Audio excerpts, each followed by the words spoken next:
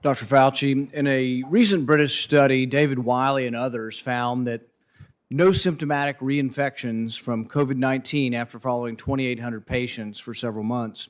In fact, there have been no reports of significant numbers of reinfections after acquiring COVID-19 naturally. Shane Crotty, a virologist at La Jolla Institute for Immunology, concludes from his experiments that the amount of immune memory gained from natural infection would likely prevent the vast majority of people from getting hospitalized disease, severe disease for many years. In this study, which was published in Science, Dr. Crotty showed that antibody levels stayed relatively constant with only modest declines over 6 to 8 months. Dr. Crotty reported that, notably, memory B cells specific for the spike protein, or RBD, were detected in almost all COVID-19 cases with no apparent half-life at 5 to 8 months after infection. In other words, Dr. Crotty found significant evidence of long-term immunity after COVID infection. Furthermore, Dr. Crotty noted B-cell memory to some other infections has been observed for as long as 60-plus years after smallpox vaccination, or even 90 years after a natural infection with influenza. That was a woman who got the Spanish flu, still showed immunity 90 years later. So rather than being pessimistic towards people gaining immunity after they've had COVID or had a vaccine, studies argue for significant optimism. In fact, there have been no scientific studies arguing or proving that infection with COVID does not create immunity. There have been no studies showing significant numbers of reinfections. Of the 30 million Americans who have had COVID, only a handful of reinfections have been discovered. In fact, the New York Times reported last fall more than 38 million people at the time worldwide had been infected with the coronavirus, and as of that date, fewer than 5 of these cases had been confirmed by scientists to be reinfections. Scientists interviewed for the article concluded, in most cases, a second bout with the virus produced milder symptoms or none at all. Given that no scientific studies have shown significant numbers of reinfections of patients previously infected or previously vaccinated, what specific studies do you cite to argue that the public should be wearing masks well into 2022? I'm not sure I understand the connection of what you're saying about masks and reinfection. We're talking about people who have never been infected before. You're telling everybody to wear a mask, whether they've had an infection or a vaccine. What I'm saying is they have immunity, and everybody agrees they have immunity. What studies do you have that people that have had the vaccine or have had the infection are spreading the infection? If we're not spreading the infection, isn't it just theater? No, it's not. You had the vaccine and you're wearing 2 masks. Isn't that theater? No, that's not. Here we go again with the theater. Let's get down to the facts. Okay, the studies that you quote from Crotty and Sete look at in vitro examination of memory immunity, which in their paper they specifically say this does not necessarily pertain to the actual protection. It's in vitro. And what studies can you point to that show significant reinfection? There are no studies that show significant reinfection. Let me finish the response to your question, if you please. The other thing is that when you talk about reinfection and you don't keep in the concept of variants, that's an entirely different ballgame. That's a good reason for a mask. In the South African study conducted by J&J, they found that people who were infected with wild type and were exposed to the variant in South Africa, the 351, it was as if they had never been infected before. They had no protection. So when you talk about reinfection, you've got to make sure you're talking about wild type. I agree with you that you very likely would have protection from wild type for at least 6 months if you're infected. But we in our country now have variants that are circulating. Significant reinfection. What study shows significant reinfection, hospitalization, and death after either natural infection or the vaccine? It doesn't exist. There is no evidence that there are significant reinfections after vaccine. In fact, I don't think we have a hospitalization in the United States after the 2-week period after the second vaccination. We don't have a death in the United States. You're not hearing what I'm saying about variants. We're talking about wild type versus variants. And now, what proof is there that there are significant reinfections with hospitalizations and death from the variants? None in our country. Zero. Well, because we don't have a prevalent of a variant yet. We're having one. Can I finish? We're having 117 that's becoming more dominant. Your policy based on conjecture. No, it isn't based on conjecture. Variants, so you want people to wear a mask for another couple years. No. You've been vaccinated and you parade around in 2 masks for show. No. You can't get it again. There's virtually 0% chance you're going to get it, and yet you're telling people that have had the vaccine, who have immunity. You're defying everything we know about immunity by telling people to wear masks who've been vaccinated. No. Instead, you should be saying there is no science to say we're going to have a problem from the large number of people being vaccinated. You want to get rid of vaccine hesitancy? Tell them they can quit wearing their mask after they get the vaccine. Okay. You want people to get the vaccine? Give them a reward instead of telling them that the nanny state's going to be there for 3 more years and you got to wear a mask forever. People don't want to hear it. There's no science behind it. Well, let me just state for the record that masks are not theater.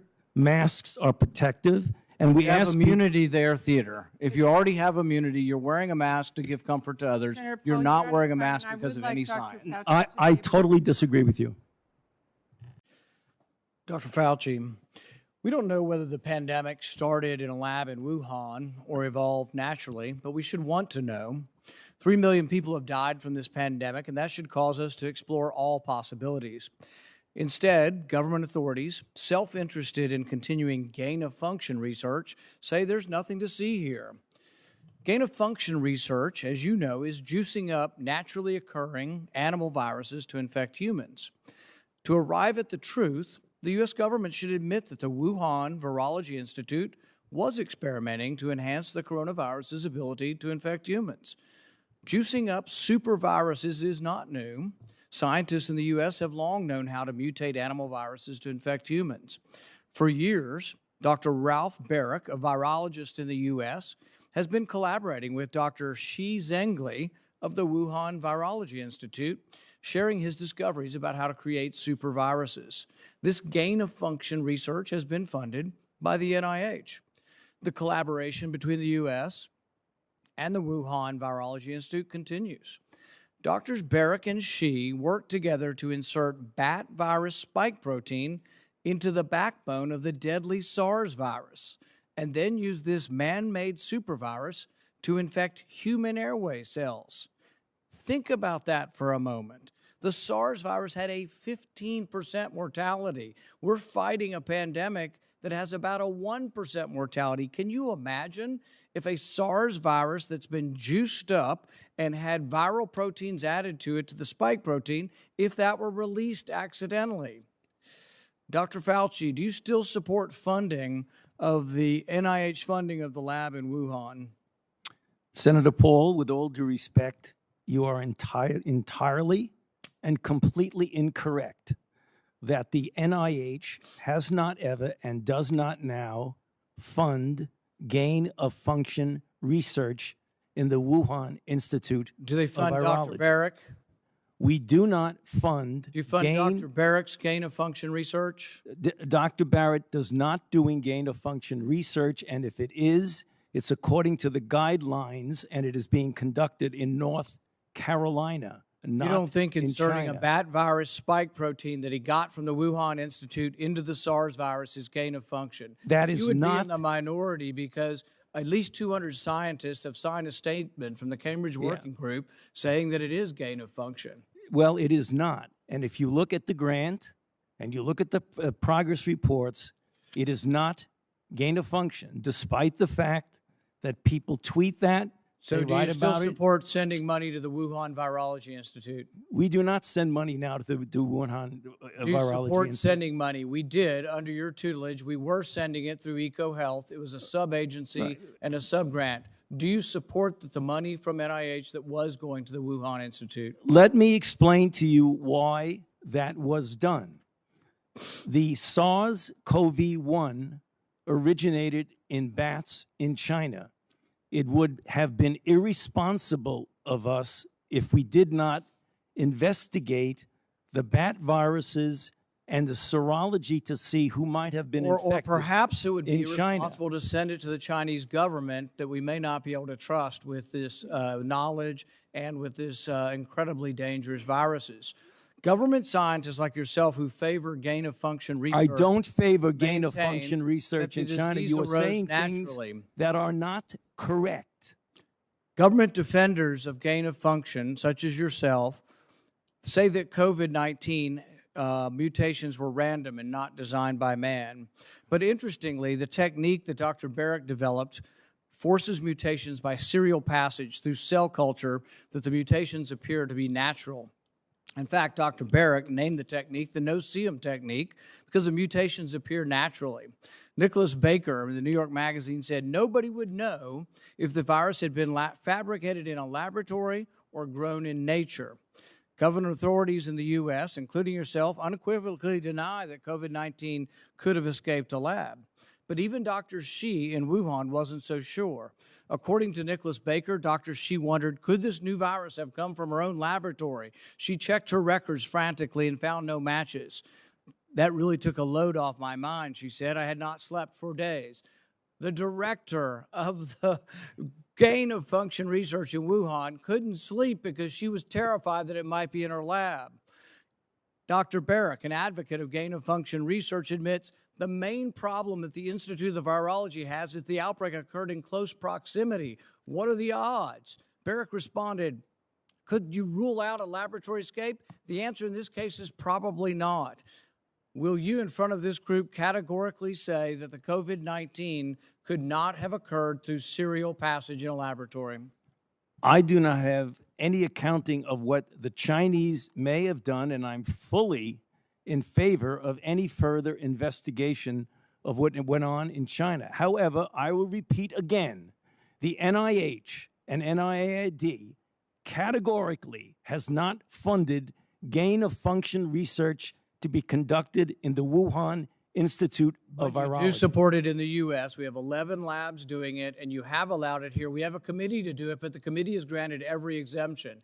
You're fooling with Mother Nature here. You're allowing super viruses to be created with a 15% mortality. It's very dangerous. I think it was a huge mistake to share this with China, and it's a huge mistake to allow this to continue in the United States. And we should be very careful to investigate where this virus came from. I fully agree that you should investigate where the virus came from. But again, we have not funded gain-of-function research on this virus in the Wuhan Institute of Virology, no matter how many times you say it. There was research. There was research done with Dr. Shi and Dr. Barrick. They have collaborated on gain-of-function research where they enhanced the SARS virus to infect human airway cells, and they did it by merging a new spike protein on it. That is gain-of-function. That was joint research between the Wuhan Institute and Dr. Barrick. You can't deny it. Senator Paul, your time has expired. Dr. Fauci, I will let you respond to that when we need to move on. Excuse me? I will allow you to respond to that, and then we'll move on. Yeah, I mean, I just wanted to say, I don't know how many times I can say it, Madam Chair. We did not fund gain-of-function research to be conducted in the Wuhan Institute of Virology. Dr. Fauci, as you are aware, it is a crime to lie to Congress. Section 1001 of the U.S. Criminal Code creates a felony and a 5-year penalty for lying to Congress. On your last trip to our committee on May 11th, you stated that the NIH has not ever and does not now fund gain-of-function research in the Wuhan Institute of Virology. And yet, gain-of-function research was done entirely in the Wuhan Institute by Dr. Shi and was funded by the NIH. I'd like to ask unanimous consent to insert into the record the Wuhan virology paper entitled Discovery of a Rich Gene Pool of Bat SARS-Related Coronaviruses. Please deliver a copy of the journal article to Dr. Fauci. In this paper, Dr. Shi credits the NIH and lists the actual number of the grant that she was given by the NIH. In this paper, she took 2 bat coronavirus genes, spike genes, and combined them with a SARS-related backbone to create new viruses that are not found in nature. These lab-created viruses were then shown to replicate in humans. These experiments combine genetic information from different coronaviruses that infect animals but not humans to create novel artificial viruses able to infect human cells. Viruses that in nature only infect animals were manipulated in the Wuhan lab to gain the function of infecting humans. This research fits the definition of the research that the NIH said was subject to the pause in 2014 to 2017, a pause in funding on gain of function. But the NIH failed to recognize this, defines it away, and it never came under any scrutiny. Dr. Richard E. Bright, a molecular biologist from Rutgers, described this research in Wuhan as the Wuhan lab used NIH funding to construct novel chimeric SARS-related coronaviruses able to infect human cells and laboratory animals. This is high-risk research that creates new potential pandemic pathogens that exist only in the lab, not in nature. This research matches, these are Dr. E. Bright's words, this research matches, indeed epitomizes, the definition of gain-of-function research, done entirely in Wuhan, for which there was supposed to be a federal pause. Dr. Fauci, knowing that it is a crime to lie to Congress, do you wish to retract your statement of May 11th where you claimed that the NIH never funded gain-of-function research in Wuhan? Senator Paul, I have never lied before the Congress. Microphone. Your microphone. Senator Paul, I have never lied before the Congress, and I do not retract that statement. This paper that you are referring to was judged by qualified staff up and down the chain as not being gain of function. Let me finish. You take an animal virus and you increase its transmissibility to humans, right. You're saying that's not gain of function? Yeah, that is correct. And Senator Paul, you do not know what you are talking about, quite frankly. And I want to say that officially. You do not know what you are talking about. Okay, you get one person. Let's read from the NIH definition of gain of function. This is your definition that you guys wrote. It says that scientific research that increases the transmissibility among animals is gain of function. They took animal viruses that only occur in animals and they increased their transmissibility to humans. How you can say that is not gain of function? It is not. It's a dance, and you're dancing around this because you're trying to obscure responsibility for 4 million people dying around the world from a pandemic.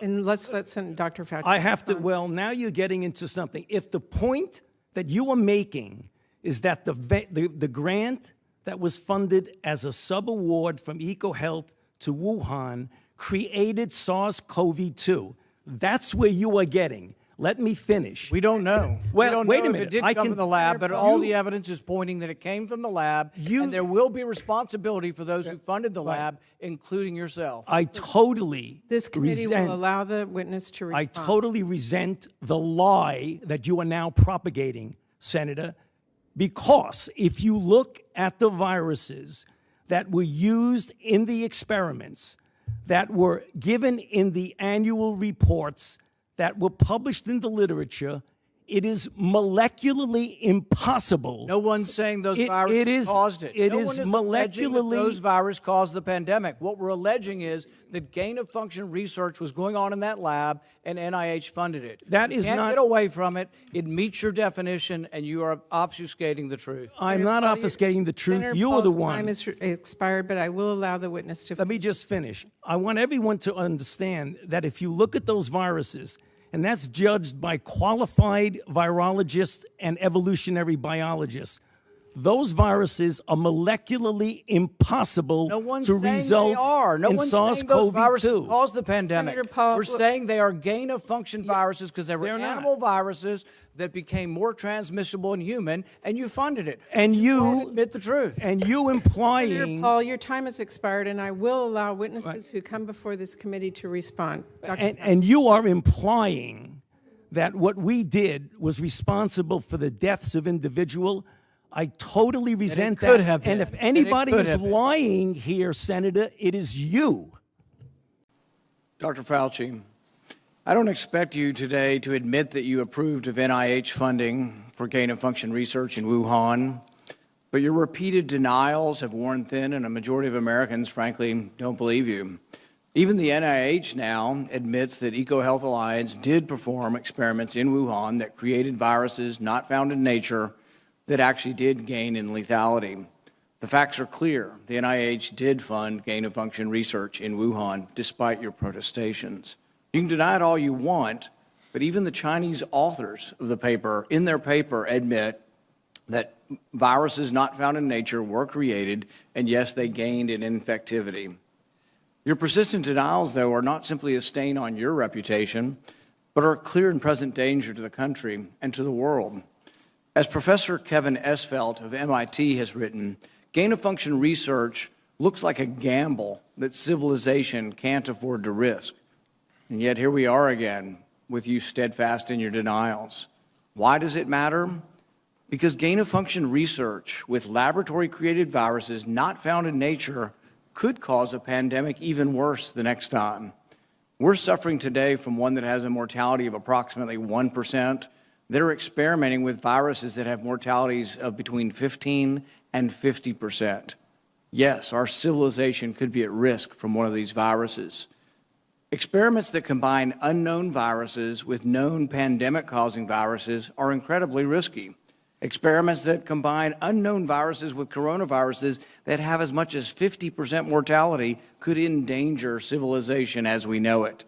And here you sit, unwilling to accept any responsibility for the current pandemic and unwilling to take any steps to prevent gain-of-function research from possibly unleashing an even more deadly virus. You mislead the public by saying that the published viruses could not be COVID. Well, exactly no one is alleging that. No one is alleging that the published viruses by the Chinese are COVID. What we are saying is that this was risky type of research, gain-of-function research. It was risky to share this with the Chinese, and that COVID may have been created from a not yet revealed virus. We don't anticipate the Chinese are going to reveal the virus if it came from their lab. You know that, but you continue to mislead. You continue to support NIH money going to Wuhan. You continue to say you trust the Chinese scientist. You appear to have learned nothing from this pandemic. Will you today finally take some responsibility for funding gain-of-function research in Wuhan? Senator, with all due respect, I disagree with so many of the things that you've said. First of all, gain of function is a very nebulous term. We have spent, not us, but outside bodies, a considerable amount of effort to give a more precise definition to the type of research that is of concern that might lead to a dangerous situation. You are aware of that. That is called P3CO. We're aware that you deleted gain-of-function from the NIH website. Well, I can get back to that in a moment if we have time. But let's get back to the operating framework and guide rails of which we operate under. And you have ignored them. The guidelines are very, very clear that you have to be dealing with a pathogen that clearly is shown and very likely to be highly transmissible in an uncontrollable way in humans and to have a high degree of morbidity and mortality, and that you do experiments to enhance that, hence the word EPPP, enhanced pathogens of potential.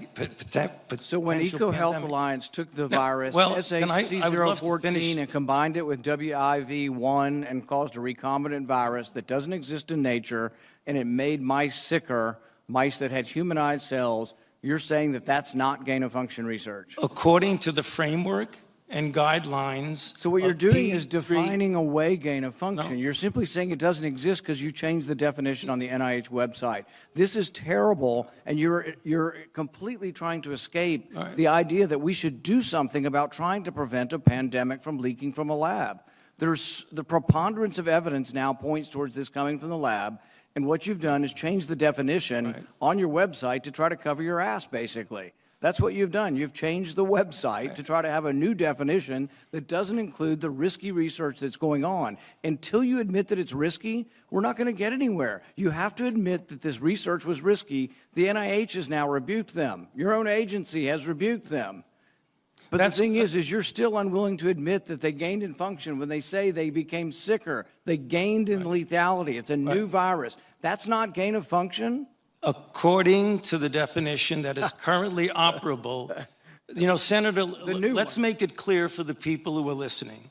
The current definition was done over a 2 to 3 year period by outside bodies, including the NSABB, 2 conferences by the National Academy of Science, Engineering, and Medicine on December 2014, March 2016.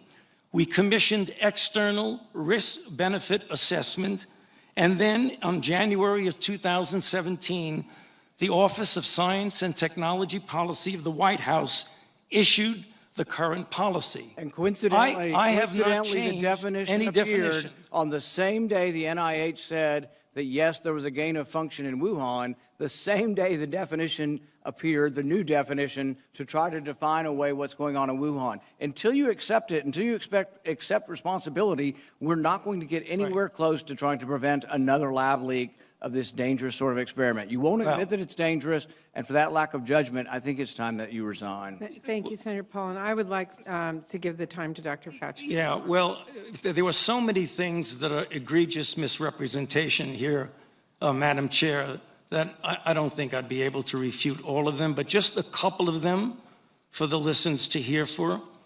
You have said that I am unwilling to take any responsibility for the current pandemic. I have no responsibility for the current pandemic. The current pandemic, okay? Number 2, you said the overwhelming amount of evidence indicates that's a lab leak.